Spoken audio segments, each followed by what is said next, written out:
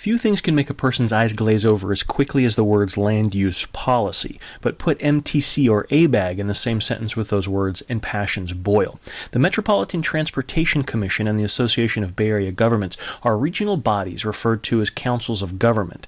Each draw their membership from local governments ostensibly to work together on specific issues such as transportation, pollution, and sustainable development that affect the region as a whole. Mark Luce is a Napa County supervisor and president of ABAG. Place to start is just from the president himself.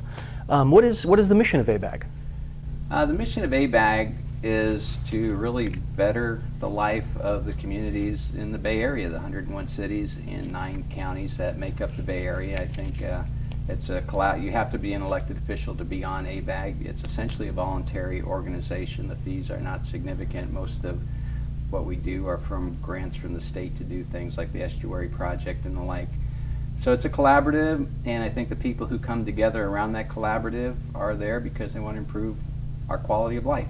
ABAG tends to be a lightning rod of controversy because it's the organization that's responsible for piecing out the housing requirements referred to as RHNA, or Regional Housing Needs Allocation Numbers, handed down by the state that local municipalities must zone for to accommodate growth. The whole regional housing needs allocation process that ABAG has done now for several decades, or a couple decades, is always controversial because it's a state law. The state does it on purpose. It generally forces communities to zone for more housing than their general plans currently anticipate, which is very painful for local electeds and the public they represent. But the controversy has gathered steam since 2010 when a number of regional bodies, including the MTC and ABAG, formed a larger collaborative body called One Bay Area, which was designed to integrate planning in each of the separate focuses of its member organizations into one holistic overlay plan for growth in all 9 Bay Area counties. That overlay plan is called Plan Bay Area. This plan is now an overlay in the sense that it has a sustainable community strategies and says we also want you to coordinate transportation with those dollars and try to reduce greenhouse gases or basically limit vehicle miles traveled. Feelings of the regional councils of government in general, and One Bay Area's plan specifically, run a broad spectrum. On one end of the spectrum are those who see the plan as a United Nations conspiracy aimed at wresting control of individual land rights in favor of the principles ensconced in its Sustainable Development Action Plan called Agenda 21. International Convention of Local Environmental Initiative, the UN Agenda 21 organization. This organization was formed in 1990 in New York City at the United Nations and currently is headquartered in Bonn, Germany. Is this the City Council's idea of local representation?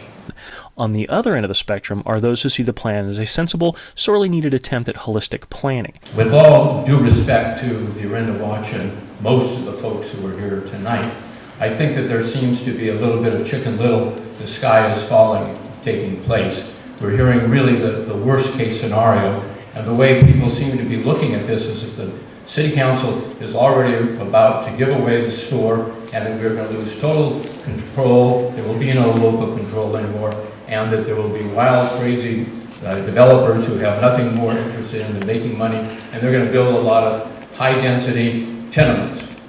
This is what some of the writings that I've read have suggested. I really think it's a lot different. I think what SB 375 is requiring and what ABAG is suggesting is that we do nothing more than show that we are planning, that we are thinking about some of these issues that have to do with allocation of housing. In the middle is a growing and increasingly vocal group of homeowners, mostly in affluent semi-rural areas like Danville and La Marinda, that are concerned about how the plan's focus on denser, multifamily developments might change the character of their communities. Whatever the characterization of Plan Bay Area, it is quite simply the most comprehensive and wide-reaching development plan in the region's history, and will affect all of the 7 million people currently living in the 9 Bay Area counties, as well as the additional 2 million expected to move into the region by the end of the plan's horizon in 2040.